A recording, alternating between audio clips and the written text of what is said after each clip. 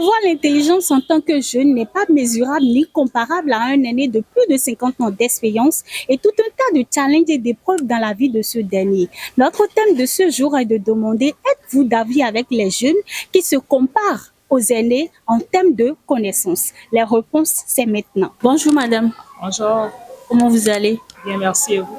Très bien aussi. À qui ai-je l'honneur, s'il vous plaît?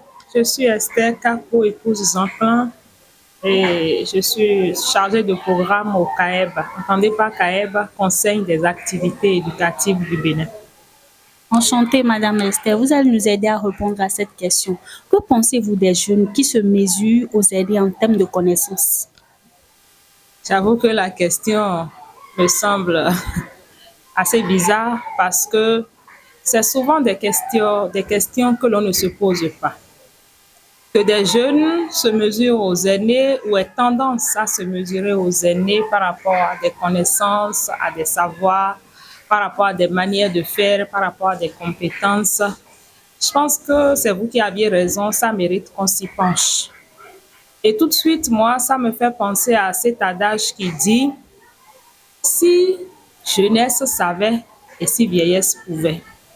C'est vrai que de plus en plus, on a tendance à entendre des jeunes qui s'orgueillissent un tout petit peu de toutes les connaissances peut-être acquises au travers de leurs études, des études que peut-être les parents n'ont pas eu à faire, ou toutes les connaissances acquises au travers des réseaux sociaux, au travers de Internet, qui, qu'on le veuille ou pas, aujourd'hui est un outil essentiel de connaissance, d'apprentissage également. C'est vrai que le jeune aujourd'hui du 21e siècle a beaucoup d'atouts, a beaucoup d'outils, a beaucoup de choses qui peuvent le permettre ou qui lui permettent d'être capacité sur plusieurs plans. Mais cela ne peut en aucun cas occulter le fait qu'une personne âgée est quand même une personne qui a fait de l'expérience, qui a un parcours. Il est peut-être un savant ou un sachant, comme le diraient les sociologues, mais qu'on le veuille ou pas, c'est sûr qu'il a quelque chose à faire valoir également. Ce dont le jeune dispose et ce dont la personne dispose, est-ce qu'on peut les comparer? Est-ce qu'on peut, à ce jour, permettre à la jeunesse de minimiser, de banaliser toutes les connaissances acquises au travers des années par les aînés? Je pense que non. Sans vouloir tout de go dire les jeunes n'ont pas raison, comment est-ce qu'ils peuvent se permettre ça, de quel droit ils s'adressent ainsi aux aînés, sans vouloir me mettre dans cette posture.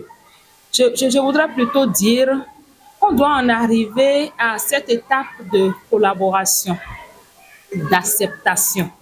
Le jeune reconnaît que grâce aux aînés, notamment les parents, qui l'ont inscrit, qui lui ont permis d'être scolarisé, qui lui ont donné la possibilité de faire l'université et même de voyager, que ce jeune reconnaisse que oui, si je suis à ce niveau, c'est grâce à des aînés, c'est grâce à des parents notamment, c'est grâce à des enseignants qui, en situation de classe ou en situation universitaire, sont quand même ces aînés.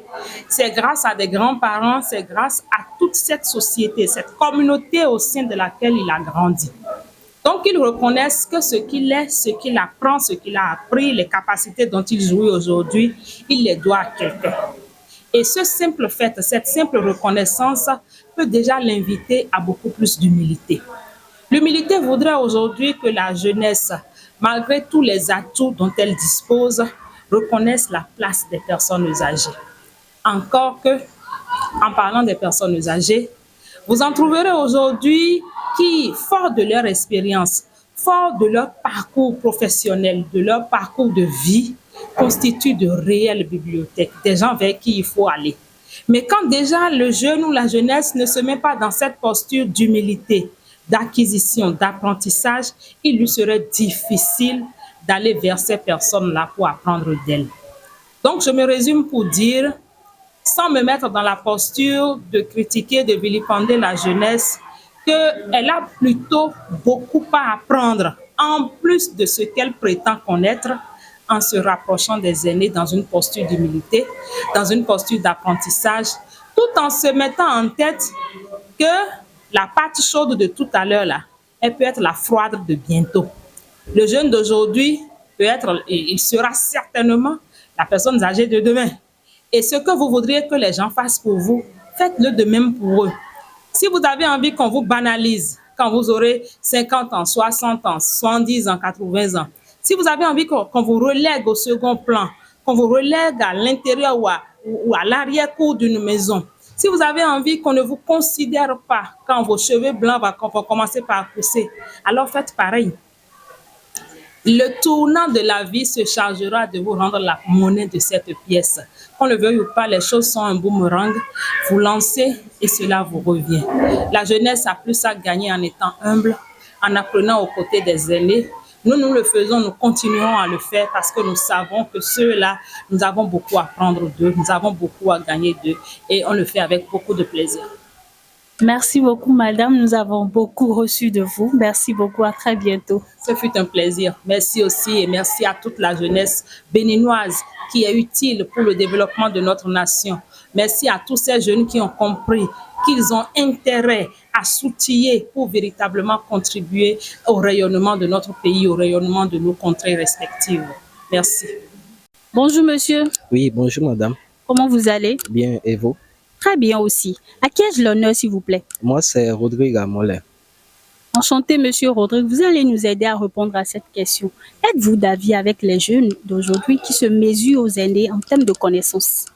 Bon, je ne suis pas vraiment d'avis parce que d'abord, la connaissance, nous ne sommes pas avec la connaissance et nous l'accueillons avec le temps. Donc, si aujourd'hui un jeune a la connaissance, c'est pas pour autant qu'il va manquer de respect à son aîné. Parce que l'aîné était avant lui et avec le temps, il a eu des expériences, tout ça. Donc, c'est pas pour autant que ce jeune pourrait manquer de respect ou se croire plus intelligent que son aîné. Après tout, c'est son aîné. Merci beaucoup. Merci beaucoup, monsieur Rodrigue. À qui ai-je l'honneur, s'il vous plaît? Je m'appelle Mandeke Seguian Gildas. Ok, monsieur Gildas, enchanté. Vous allez nous aider à répondre à cette question. Êtes-vous d'avis avec ceux qui se mesurent, en tant que jeunes, qui se mesurent aux aînés en termes de connaissances? Bon, ma foi, je pense que ces jeunes qui se mesurent à leurs aînés en termes de connaissances se trompent. Parce que déjà en tant qu'aîné, je pense que c'est quand même des gens qui ont déjà eu un certain nombre d'expériences sur certaines questions, soit que ce soit expérience dans le domaine ou expérience aussi de vie. Donc, je pense que ces jeunes-là auraient beaucoup à gagner à se rendre humbles et se rapprocher de ces aînés-là pour apprendre mieux. Pour apprendre mieux ou plutôt, je sais pas, pour découvrir de nouvelles choses parce que la connaissance seule ne suffit pas. Il faut aussi parfois l'expérience pour étoffer la connaissance. Ouais, donc c'est mon avis sur la question. D'accord, merci beaucoup, monsieur Gildas. Je vous en prie. Bonjour, madame. Oui, bonjour madame. Comment vous allez? Je vais bien, merci. Chez vous? Très bien aussi. Merci de vous présenter. Moi, on m'appelle madame Peggy Klika. Je suis au CAEB. Je suis secrétaire de direction, mais en service à la bibliothèque primaire. Enchantée, madame Peggy. Vous allez nous aider à répondre à cette question. Êtes-vous d'avis avec les jeunes qui se mesurent aux aînés en termes de connaissances? Non.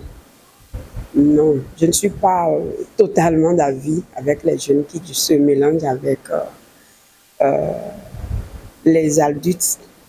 Enfin, d'une part, je suis d'avis parce que c'est leur temps. Je veux parler aussi du développement des médias. Si je cite, il y a le téléphone portable aujourd'hui, que tout le monde le sait, qui donne toutes les informations possibles à travers je dirais, vous m'excusez bien, les films pornographiques, tout ce qui est secret devient sujet tabou pour nous les adultes et ils ont facilement d'accès par rapport à ça. Donc, du coup, parfois, si on discute avec les enfants, ils se croient supérieurs par rapport à nous. Donc, parfois, on dirait un conflit générationnel. Parce qu'ils se disent, ils connaissent tout sur tous les sujets. Je vous donne un exemple palpable. Même si tu prends un petit qui est au cours primaire aujourd'hui, tu le prends, c'est toi qui es peut-être sa garde, sa tutrice ou bien sa maîtresse, mais rapidement, à travers ce que lui, il a suivi à la télé ou bien autre, il peut dire non, madame, ce que vous avez dit là, c'est faux. C'est vrai que ça peut être faux, on ne refuse pas. Mais en notre temps, si un éducateur fait une erreur ou bien un parent fait une erreur, on s'excuse. Et ce n'est pas de façon présentielle qu'on lui dit ce que tu as fait là, c'est faux. C'est après qu'on peut le voir, on lui dit ah monsieur, tel côté, ça que vous avez fait une erreur. Mais aujourd'hui, ce n'est pas le cas. Tout de suite, on te règle, on te dit non, ce que vous avez dit, c'est faux ou bien c'est erroné. Et du coup, parfois, on est complexé. On est obligé, je vous donne aussi un exemple. Il y a un enseignant qui l'a fait un jour, il a dit, bon, si c'est ça, prends la craie, va au tableau. Mais l'enfant l'a défié.